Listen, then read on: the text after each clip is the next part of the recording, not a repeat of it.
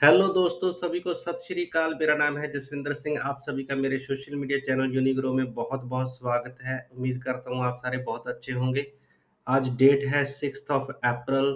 तो आज की वीडियो में हम लिबरेशन डे के बाद मार्केट के अंदर क्या चीज़ें हुई है और क्या हो सकती है, उसके ऊपर हम चर्चा करेंगे, डिस्कस करेंगे और समझेंगे कि जो लिबरेशन डे है, लिबरेशन डे का मतलब क्या? यूएस प्रेसिडेंट मिस्टर ट्रंप जी ने जो है ना 2 अप्रैल को घोषित किया था कि ये यूएसए के लिए एक लिबरेशन डे होगा, जो कि टैरिफ्स को इम्प्लीमेंट करने के लिए इन्होंने एक पूरा एक स्ट्रक्चर तैयार किया, जिसके अंदर हर कंट्री का टैरिफ प्लान जो है ना वो घोषित किया गया कि किस कंट्री के ऊपर कितना टैरिफ जो है ना वो लगेगा, वो कंट्री हमारे ऊपर कितना टैरिफ लगा रही है, हम उसके ऊपर कितना टैरिफ लगाएँगे। यानी कि जो भी सामान यूएसए से बाहर से इंपोर्ट होगा यूएसए के अंदर, उसके ऊपर कुछ टैक्स पे करना पड़ेगा। वो टैक्स का एक स्लैब तैयार किया गया है, जो है ना प्रेसिडेंट की तरफ से।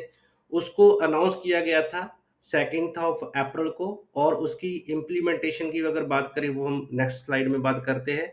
बट अ, अभी क्या सिस्टम हो रहा है, अभी हम इसके जहाँ पे एक स्लाइड के ऊपर आप देख रहे हो, क्या ये एक टैरिफ वॉर है? तो ये हो सकती है। टैरिफ वॉर का मतलब क्या?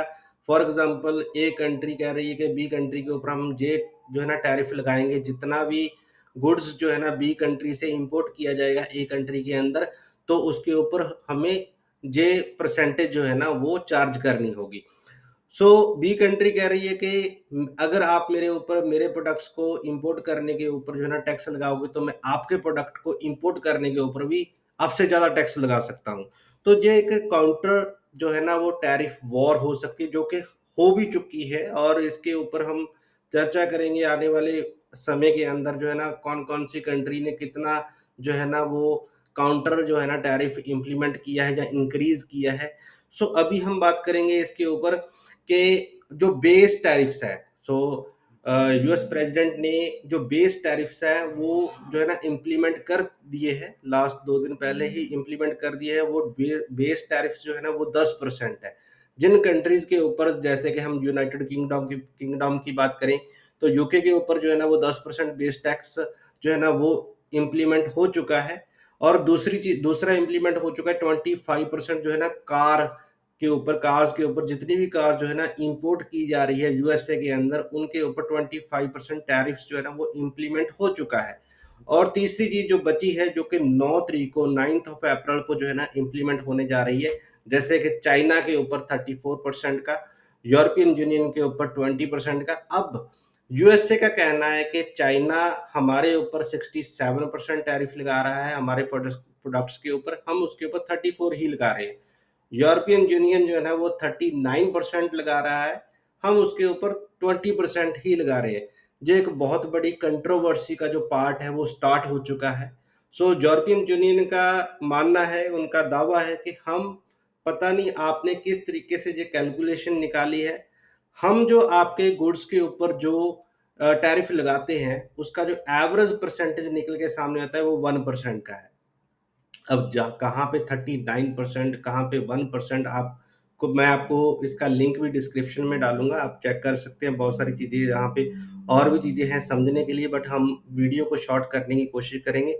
सो ये एक बहुत बड़ी, अभी तो मैं सिर्फ़ यूरोपियन यूनियन का नाम ले रहा हूँ, बट हर कंट्री जो है ना वो कंट्रोवर्सी शुरू कर रही है। यूएसए के साथ इंडिया भी कर रहा है, क्योंकि जितने भी जो उन्होंने सबूत दिए हैं, वो सारे के सारे जो है ना, हम फेक भी नहीं कह सकते, फॉल्स भी नहीं कह सकते, कंट्रोवर्सी है कि किस तरीके से कैलकुलेट करके उन्होंने वो परसेंटेज को निकाला है।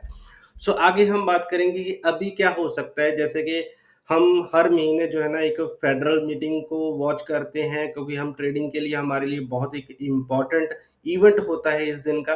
तो उस दिन हमें एक अच्छी मूवमेंट देखने को मिलती है। बट अगर हम इस टाइम की बात करें कि ये टैरिफ्स की वजह के साथ जो है ना, जो फेड कट्स हैं, या इन्फ्लेशन जो है ना, महंगाई की बात करें, तो उसका क्या सिनेरियो हो सकता है। सबसे पहले तो हम इनका कोरिलेशन को समझने की कोशिश करेंगे कि फेड रेट कट क्यों किए जाते हैं, ताकि कंट्री के अंदर जो इन्फ्लेशन है वो इंक्रीज हो। अगर महंगाई इंक्रीज होगी, वो कैसे होगी?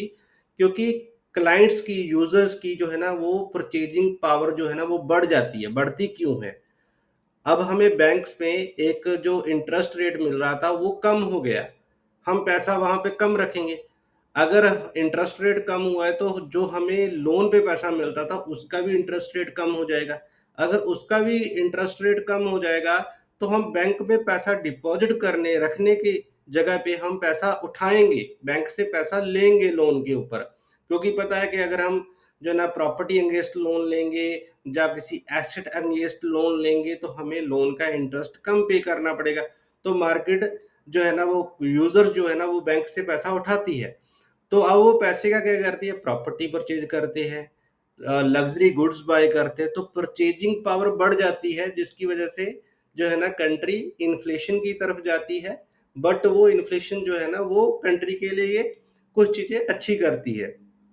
बट अब क्या हो रहा है, अब जो टैरिफ्स की वजह से कंट्री में इन्फ्लेशन तो बढ़ेगी बट परचेजिंग पावर नहीं बढ़ेगी, क्योंकि गुड्स का प्राइस बढ़ जाएगा। अब किसी चीज का प्राइस, वो प्राइस जो टैरिफ्स लग रहे हैं वो टैरिफ्स कहाँ से जो है ना जो है ना किस चीज के ऊपर, एंड तो यूजर है, तो यूजर के ऊपर ही उसका प्राइस बढ़ेगा।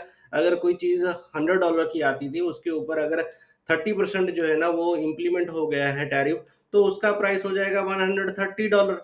तो $130 अब क्लाइंट देखेगा कि मेरे लिए, यूजर देखेगा 30% प्राइस इंक्रीज हो गया, तो उसकी जो उसको बाय करने की परचेजिंग कैपेसिटी थी वो कम हो जाएगी।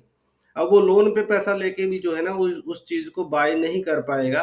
तो इस वजह से जो अब सिनेरियो हो सकता है वो कुछ और तरफ जाएगा कि इन्फ्लेशन तो बढ़ेगी, इन्फ्लेशन जो है ना वो क्राइसिस की तरफ लेके जा सकती है कंट्री को। ये भी कुछ प्रोबेबिलिटी हो सकती है कि जो रेट कट्स हैं वो ना हो, उल्टा रेट इंक्रीज हो जाए। तो रेट इंक्रीज होते हैं तो इन्फ्लेशन बढ़ेगी, मतलब वो जाएगी क्राइसिस की तरफ। बट रेट जो है ना वो हो सकता है कम होने की बजाय इंक्रीज हो जाए, क्योंकि दोनों चीजों को मैनेज करने की कोशिश करेगा पूरे का पूरा यूएसए। तो अभी जो सिनेरियो वो बहुत ही जो है ना कॉम्प्लिकेटेड हुआ हुआ है। तो इस टाइम जितने भी ट्रेडिंग करने वाले लोग हैं, ट्रेडर हैं, तो वो दोनों चीज़ों के अंदर जो है ना अभी अपना टाइम, मतलब मैं खुद अगर पर्सनली बात करूँ तो अभी मैं वॉच कर रहा हूँ, कोशिश कर रहा हूँ कि दूर रहूँ ट्रेडिंग से, क्योंकि इस टाइम जब तक कोई मार्केट के अंदर स्टेबिलिटी नहीं आती तब तक हमें अब जो चीज़ें हो रही है वो चीज़ें जो है ना हो सकता है कोई नुकसान करवाए। अभी हम अगर हम देखें तो मोस्ट ट्रेडेबल, हर एक ट्रेडर जो है ना वो ज़्यादातर गोल्ड के ऊपर फोकस करता है। ये वाली जो पिक्चर है लास्ट थर्सडे की आई थिंक, तो अगर हम जहाँ पे देखें कि ईयर टू डेट यानी कि 1 जनवरी 2025 से लेके अब तक गोल्ड जो है ना वो 20.72% हाई लगा चुका है। इसी साल के अंदर मोर देन 20% जो है ना इंक्रीज हो गया प्राइस इस साल के अंदर गोल्ड का। तो अब गोल्ड का प्राइस क्यों बढ़ा, सबसे पहले ये बात करेंगे, क्योंकि जितने भी स्टॉक इन्वेस्टर्स हैं, तो इस टाइम मार्केट के अंदर अनसर्टेनिटी बनी हुई है, जिसकी वजह से जो स्टॉक इन्वेस्टर्स हैं वो मार्केट से पैसा निकाल रहे हैं, अपने पोर्टफोलियो को हेज करने के लिए गोल्ड के अंदर पैसा इन्वेस्ट कर रहे हैं, क्योंकि गोल्ड एक बेस्ट मतलब हेवन माना जाता है, कि हेजिंग हेवन माना जाता है, कि इसके अंदर अगर हम पैसा लगाएंगे तो हमारे पोर्टफोलियो को हेज करेगा जी। अगर क्योंकि अगर जहाँ पे मैं एस एम पी 500 यानी कि यूएस 500 के नाम से भी हम इसको जानते हैं, एस एम पी 500 जो कि यूएस की 500 मेजर कंपनीज का इंडाइसिस है। तो इसके इसके अगर प्राइस की बात करें, ये भी थर्सडे की इमेज है, तो यहाँ पे -11%, अब तो अप्रोक्सीमेटली -17% नीचे आ चुका है ओवरऑल। ठीक है, और अगर ये 20% नीचे आ गया तो उसके बाद इसको जो है ना कंक्लूड किया जाएगा कि अब ये मार्केट जो है ना बियर मार्केट है। अगर बियर मार्केट है तो जो इससे ज़्यादा भी नीचे जा सकता है। लास्ट टाइम बियर मार्केट जो है ना 2022 में आई थी, जिसके अंदर जो है ना यूएस 500 का, जहाँ एस एम पी 500 की बात करें प्राइस की, तो मोर देन 25% जो है ना वो नीचे चला गया था। तो अभी तक 17% पे खड़ा है। अगर 20% से नीचे चला जाता है तो इसको बियर मार्केट जो है ना कंक्लूड किया जाएगा। अगर बियर मार्केट होती है तो वो 20% से 30% तक भी जो है ना नीचे आ सकती है मार्केट। और इस टाइम के अंदर अगर लोग पैसा जहाँ से निकालते हैं तो उसको हेज करने के लिए पैसा कहाँ पे लगाते हैं? गोल्ड के अंदर। तो गोल्ड के अंदर पैसा इन्वेस्ट करते हैं ताकि उनका पोर्टफोलियो हेज हो सके। अगर मार्केट के अंदर जो अनसर्टिनिटी बनी हुई है वो चेंज होती है, टैरिफ्स का कोई अच्छा रिजल्ट निकाला जाता है, कुछ जहाँ लोगों को उसका एक सिनेरियो पिक्चर जो है ना क्लियर हो जाती है कि जो है ना वो किस तरीके से काम करेगा, जहाँ उसकी एक बिल्कुल एक जो है ना कोई डिसीजन ऐसा लिया जाता है जिसको साथ में, जैसे कि फॉर एग्जांपल अभी एक मैं बात कर रहा हूँ कि यूएस 500 या स्टॉक मार्केट जब नीचे जाती है तो इन्वेस्टर अपने पोर्टफोलियो को हेज करने के लिए गोल्ड में पैसा इन्वेस्ट करते हैं। अगर टैरिफ्स इंप्लीमेंट हुए उसको हेज करने के लिए, जहां उसको कंट्री क्राइसिस की तरफ ना जाए, कंट्री में इन्फ्लेशन मान लो गंदी इन्फ्लेशन जो है ना वो ना बढ़े, तो उसको रोकने के लिए कुछ अच्छे काम अगर सामने आ गए, चीजें सामने आ गई, जहाँ टैरिफ्स को ही दोबारा से जो है ना कुछ जो है ना उसके अंदर हेर फेर की गई, यानी कि हेर बदल की गई, जिसकी वजह से जो है ना लोगों को एक्सेप्टेबल हो चीजें, अगर ये चीजें होती है तो क्या होगा? तो वापस लोग गोल्ड से पैसा निकाल के, यानी कि विड्रॉल करके गोल्ड को सेल करके पैसा इन्वेस्ट करेंगे स्टॉक मार्केट के अंदर।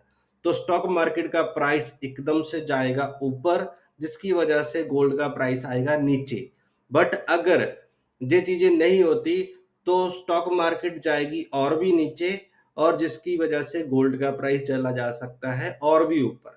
सो ये कोरिलेशन को समझना बहुत जरूरी है। ये चीजें अगर हमारे समझ आती है तो हमें बहुत सारे चीजों मतलब फ्यूचर के लिए आसानी कर देती हैं चीजें, जिससे हम जो है ना या तो मार्केट में थोड़ा बैठ सकते हैं ताकि हम अपना कोई नुकसान ना करवा सके, या उससे हम एक अच्छा प्रॉफिट भी बुक कर सकते हैं। So thank you very much. आज की वीडियो में हम इतना ही डिस्कस करने वाले थे। बाकी अभी मैं जो है ना इस मार्केट में एंटर नहीं हो रहा इस टाइम के लिए, और 9 तारीख के बाद भी मान लो नेक्स्ट कमिंग जो वीक है पूरे का पूरा वॉच करने के बाद हम एक जब मार्केट के अंदर एक सर्टिनिटी बनेगी तब हम इसके अंदर एंटर होंगे। फिर मान लो प्रॉपर जो है ना जैसे जनवरी फरवरी मंथ बहुत अच्छा गया था, वैसे ही मान लो आने वाले टाइम में मार्केट, ये हमेशा ऐसा नहीं रहता। अनसर्टिनिटी मार्केट के अंदर एक साल में 2 से 3 दफा आती है किसी ना किसी चीज को लेके, ठीक है, किसी ना किसी चीज के कारण। तो उस टाइम हमें थोड़ा सा जो है ना प्रिकॉशंस बरतने चाहिए ताकि हम जो है ना अपने फंड्स का नुकसान ना कर पाए। So thank you very much. मिलते हैं हम नेक्स्ट वीडियो में। तो तब तक आप अपना ख्याल रखें। Thank you very much.